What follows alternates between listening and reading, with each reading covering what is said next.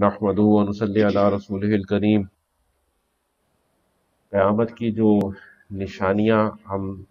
पिछले पिछले रोज़ भी पढ़ी हमने, उससे पिछले रोज़ भी तज़किरा करने की कोशिश की कि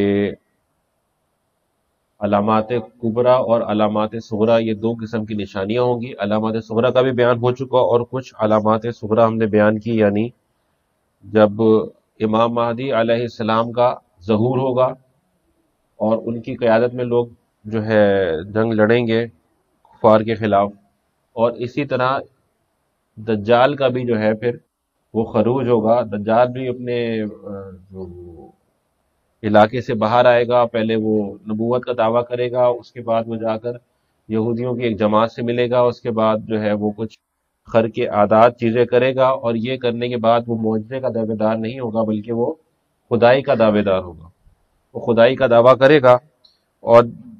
दज्जाल का जो अंजाम है वो हजरत ईसा अलैहिस्सलाम के हाथों होगा। ये कल हमने तज़किरा कर लिया था। आज हजरत ईसा अलैहिस्सलाम के बारे में जो हमारे अकायद हैं वो थोड़ा सा जिक्र कर लेते हैं कि हमारा ये अकीदा है कि हजरत ईसा अलैहिस्सलाम को अल्लाह तबारक व तआला ने जिंदा आसमानों पर उठा लिया था, और वो जब तक उनका वक्त नहीं आता इस ज़मीन पर दोबारा नुज़ूल का, आसमानों पर हैं और वहाँ उसी हालत में है जिस हालत में अल्लाह तबारक व तआला ने उनको उठाया था, यानी वो जिंदा और सलामत है। और जब वो वक्त आएगा कि जब अल्लाह तबारक व तआला मुसलमानों की बेहतरी के लिए उन्हें एक लीडर बनाकर भेजेगा, रसूल बनाकर नहीं, नबी तो वो हैं ही, लेकिन वो नबी जो इत्तबा शरीयत मोहम्मदिया सल्लल्लाहु अलैहि वसल्लम की करेंगे, एक लीडर बना के भेजेगा। और वो वक्त होगा जब दज्जाल जो है उससे मुकाबले के लिए मुसलमान निकल रहे होंगे। तो ये हज़रत महदी अलैहिस्सलाम की क़यादत में कुस्तुतुनिया से फिर जो दज्जाल के साथ जंग करने के लिए मुसलमान आगे बढ़ रहे होंगे कि एक दिन हज़रत ईसा अलैहिस्सलाम जो है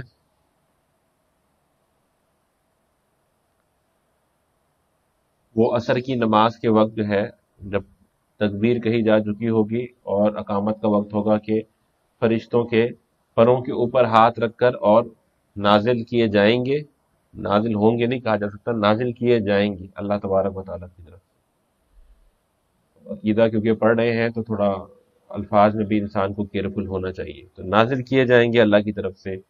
और वहां पर वो हज़रत महदी अलैहिस्सलाम उनसे कहेंगे कि आप जमात करा दें, तो वो बोलेंगे नहीं, मैं इस उम्मत में एक उम्मती की हैसियत में नाजिल किया गया हूँ, मुझ पर यानी उम्मत मोहम्मदिया सल्लल्लाहु अलैहि वसल्लम पर जो कवानीन है, जो शरीयत है, उनकी पाबंदी मुझ पर लाजिम की गई है। तो इसके अमीर क्योंकि अभी आप हैं, इमाम आप हैं, तो आप ही जमात कराएं। उसके बाद हज़रत ईसा अलैहिस्सलाम जो है उनके बारे में जो गलत अकायद हैं वो भी जिक्र कर देने चाहिए, लेकिन वो वक्त कोई इतना है नहीं कि हज़रत ईसा अलैहिस्सलाम के बारे में जो ईसाई और यहूदी कहते हैं हमने उनको नऊज़ुबिल्लाह कत्ल कर दिया था। ईसाई जो हैं वो कहते हैं कि वो कत्ल तो कर दिए गए थे लेकिन वो दोबारा जिंदा होकर हमारे पास आए, लेकिन कत्ल करने के ईसाई भी जो है वो हक में है, यानी वो उनका भी अकीदा ये है कि कत्ल तो एक दफ़ा किया गया था। अल्लाह तबारक व तआला कुरान में इरशाद फरमाते हैं कि वमा क़तलूहु वमा सलबूहु वलाकिन शुब्बिहा लहुम, कि अल्लाह तबारक व तआला ने इन लोगों को शुबे में डाल दिया था। ईसा अलैहिस्सलाम ना ही कत्ल किए गए और ना ही उन्हें सलीब पर लटकाया गया था, या सलीब पर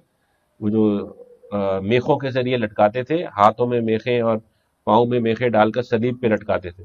ऐसा कुछ भी नहीं हुआ था, बल्कि सारी कौम जो थी उस वक्त वो शक में आ गई थी, और अल्लाह तबारक व तआला ने ईसा अलैहिस्सलाम को आसमानों पर बुलंद कर लिया था, अपने करीब कर लिया था। तो इसी तरह जब ईसा अलैहिस्सलाम का नुज़ूल होगा उसके बाद क्या हालात होंगे, उसके बाद ईसा अलैहिस्सलाम और इमाम महदी का जो लश्कर होगा वो जाके मुकाबला करेंगे दज्जाल का, और दज्जाल जो है जैसे हमने कल जिक्र किया कि एक मकाम होगा मकाम लुद, वहां पर वो हलाक हो जाएगा, और हज़रत ईसा अलैहिस्सलाम के अंदर ऐसी तासीर होगी, उनका ऐसा सांस होगा कि जहां तक उनकी नजर जाएगी वहां तक उनके सांस की तासीर पहुंचेगी, और उनके सांस की तासीर ऐसी होगी, ऐसा असर होगा उसके अंदर कि कुफ्फार जो है کفار جو ہے جب ان تک وہ سانس پہنچے گی تو وہ مر جائیں گے. اتنی بڑی تعداد ہوگی کفار کی، اور حضرت عیسیٰ علیہ السلام اور مسلمانوں کا جو لشکر ہوگا جب وہ ان کا تعاقب کریں گے تو وہ ان کی سانس سے مرتے جائیں گے. اور مقام لطف پر جب بالکل دجال جو ہے وہ پگھل چکا ہوگا ان کی سانس کی زور سے، تو وہاں جا کے اس کو وہ قتل کر دیں گے، دجال کا خاتمہ کر دیں گے. اور دجال کے خاتمے کے بعد جو ہے مسلمانوں کا اچھا وقت شروع ہوگا، اور امن کا جب دور آئے گا تو حضرت مہدی علیہ السلام کا پھر انتقال ہو جائے گا، اور جو ساری امارت ہے، لیڈرشپ ہے، وہ حضرت عیسیٰ علیہ السلام کے پاس ہوگی. اور حضرت عیسیٰ علیہ السلام جو ہیں ان کو اللہ تبارک و تعالیٰ کی طرف سے وحی کی جائے گی کہ عیسیٰ علیہ السلام ہم نے اپنی ایک ایسی مخلوق کو زمین پر آزاد کر دیا ہے جس کا مقابلہ کوئی نہیں کر سکتا. اور اس سے مراد جو ہے جو قرآن کریم میں سورہ کہف میں آتا ہے وہ ہے یاجوج اور ماجوج، جو اللہ کی قدرت سے جس کو ذوالقرنین نے علیہ السلام ایک دیوار کے ذریعے قید کر رکھا تھا اور وہ وہاں سے نکل نہیں پا رہے تھے، تو اب یہ جو یاجوج اور ماجوج ہیں یہ آزاد کر دیے جائیں گے، یہ بھی اللہ کے حکم سے. یاجوج اور ماجوج کو انشاءاللہ اور ماشاءاللہ بول کے دیوار چاٹ لیں گے. یہ بھی روایتیں سنی ہیں کہ وہ روز دیوار چاٹتے ہیں، جب بالکل کم رہ جاتی ہے تو پھر وہ انشاءاللہ کہنا بھول جاتے ہیں. ایک دن وہ کہیں گے جی انشاءاللہ ہم کل دیوار چاٹ لیں گے. تو بھائی یہ روایت پتہ نہیں کہاں سے آئی ہیں، لیکن وہ اللہ کا جب حکم ہوگا اس دن وہ دیوار خود ہی گر جائے گی، وہ وہاں سے باہر آ جائیں گے، باہر آئیں گے. اور ان کے اندر پھر اللہ تبارک و تعالیٰ نے اتنی طاقت دی ہے کہ جہاں جائیں گے وہاں کی ساری ریسورسز وہ خشک کر دیں گے. جتنی بھی ریسورسز ہوں گی، جتنے بھی وسائل ہوں گے اس علاقے کے، وہ سب کھا پی کر خشک کر دیں گے. ندیاں، نہریں، تالاب جو ہیں وہ پی جائیں گے، اور جہاں جائیں گے وہاں پر وہ بدحالی ہی چھوڑ کے جائیں گے. تو اس حالت میں اللہ تبارک و تعالیٰ حضرت عیسیٰ علیہ السلام کو فرمائیں گے کہ آپ اپنی قوم کو لے کے کوہ طور پر چلے جائیں. تو کوہ طور پر حضرت عیسیٰ علیہ السلام جائیں گے، وہاں پر یاجوج اور ماجوج جو ہے یہ وہاں پہنچ رہے ہوں گے اور وہاں کا محاصرہ کر لیں گے. حضرت عیسیٰ علیہ السلام اللہ تبارک و تعالیٰ سے دعا فرمائیں گے، تو اللہ تبارک و تعالیٰ اپنے پیارے نبی کی دعا جو ہے وہ قبول کریں گے. اور یہ جو یاجوج ماجوج ہے ان پر ایک ایسی بیماری بھیج دیں گے کہ یہ سب مر جائیں گے، اور ہر طرف پھر ان کی لاشیں پڑی ہوئی ہوں گی اور اس سے تعفن پھیل رہا ہوگا. اور حضرت عیسیٰ علیہ السلام اللہ سے دوبارہ دعا فرمائیں گے، اور پھر اللہ تبارک و تعالیٰ ایک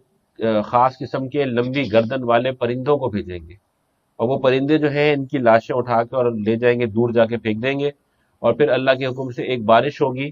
وہ اتنی بڑی بارش ہوگی، وہ کوئی نقصان نہیں پہنچائے گی، وہ صرف زمین کو پاک کرنے کے لیے ہوگی. ہر گھر کے اندر وہ بارش پہنچے گی، اور جہاں بھی اس بارش کا پانی پہنچے گا وہ بارش جو ہے ہر چیز کو پاک کر دے گی، اور زمین کو ایسا زرخیز کر دے گی کہ اس کی جو مثال دی جاتی ہے کہ اس کے بعد جو کھیتی ہوگی تو ایک انار جو ہے وہ ایک چھوٹی جماعت کے لیے کافی ہو جائے گا، اتنا جو ہے انار رسدار اور بڑا ہوگا. اور انار کا جو چھلکا ہوگا اس کی چھت کے نیچے اتنا بڑا ہوگا کہ چھت کے نیچے اس کی اگر چھت بنا لی جائے تو اس کے نیچے چند لوگ کھڑے ہو سکتے ہیں. اور ایک اونٹنی کا جو دودھ ہوگا وہ کئی لوگوں کے لیے کافی ہوگا. ایسا جو ہے وہ بارش کا کمال ہوگا اللہ کی طرف سے کہ زمین بھی زرخیز ہو جائے گی، اور جانور جو اس سے فائدہ اٹھائیں گے اس زرخیزی سے، وہ بھی جو ہے ان کے اندر بھی اللہ تعالیٰ برکت ڈال دیں گے. تو یہ ایک ایسا برکت کا دور حضرت عیسیٰ علیہ السلام کے اس دعا کے بعد آئے گا، اور ایسا دور ہو جائے گا کہ کیونکہ عیسائیوں کا عقیدہ بھی ٹوٹ چکا ہوگا، وہ بھی مسلمان ہو چکے ہوں گے، جو سلیم الفطرت ہوں گے. جو کافر ہوں گے وہ ہلاک ہو چکے ہوں گے، تو صرف مسلمان ہی زمین پر رہ جائیں گے، اور مسلمانوں کے پاس ہی ساری یہ دولت، برکت اور زرخیزی ہوگی. اور پھر ایک ایسا دور آئے گا کہ مسلمان جو ہے وہ اتنے مالدار ہوں گے کہ زکوٰۃ دینے کے لیے کوئی وہاں پر ہوگا نہیں. ایسی مالداری آ جائے گی پوری دنیا کے اندر. تو یہ حضرت عیسیٰ علیہ السلام کے دور کی کچھ علامات اور ان کے دور میں جو ہونا ہے. اور یاجوج ماجوج کے بعد جو ہے ایک اچھا اور سنہری دور جو مسلمانوں کو نصیب ہوگا، اور اس کے بعد حضرت عیسیٰ علیہ السلام بھی نکاح فرمائیں گے، اور اس کے بعد ان کا انتقال بھی ہوگا، ان کی وفات بھی ہوگی، اور ان کی جو تدفین ہے وہ روزہ اکرم، روزہ اقدس صلی اللہ علیہ وسلم کے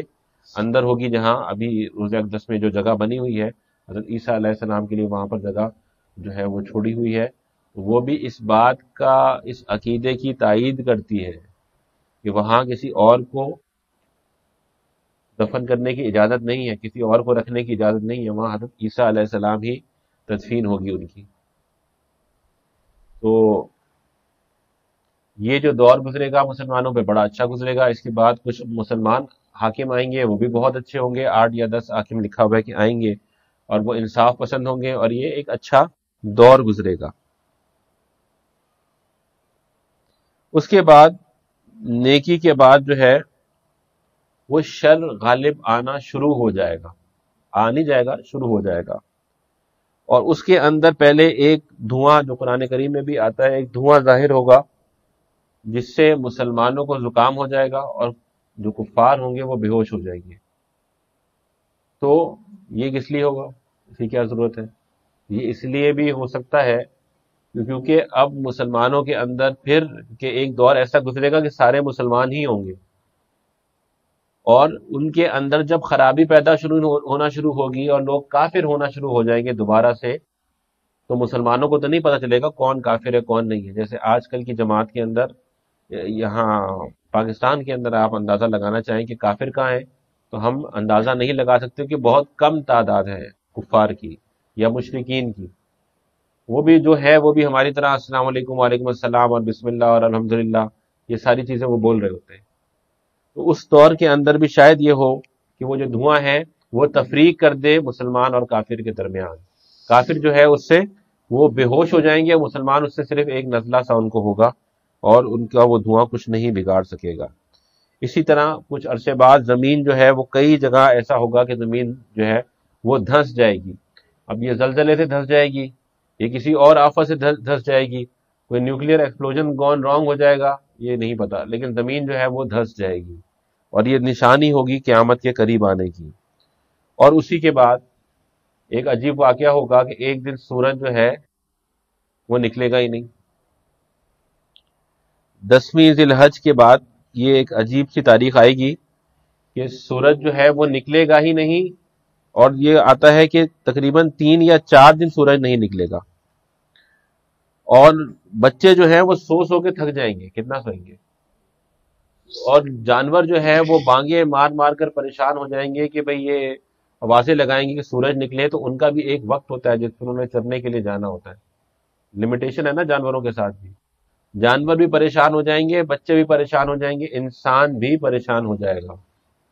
اور سورج جو ہے وہ ایک مدھم روشنی کے ساتھ بالآخر نکلے گا، لیکن وہ مغرب تک نکلے گا، صرف مغرب سے نکلے گا، اور جہاں پر جو ہے وہ ظہر کے وقت ہوتا ہے وہاں آ کے دوبارہ مغرب میں غروب ہوگا، اور اس کے بعد دوبارہ جو سائیکل ہے، یعنی مشرق سے نکلنا اور مغرب سے نکلنا، وہ ہو جائے گی، لیکن یہ وہ وقت ہوگا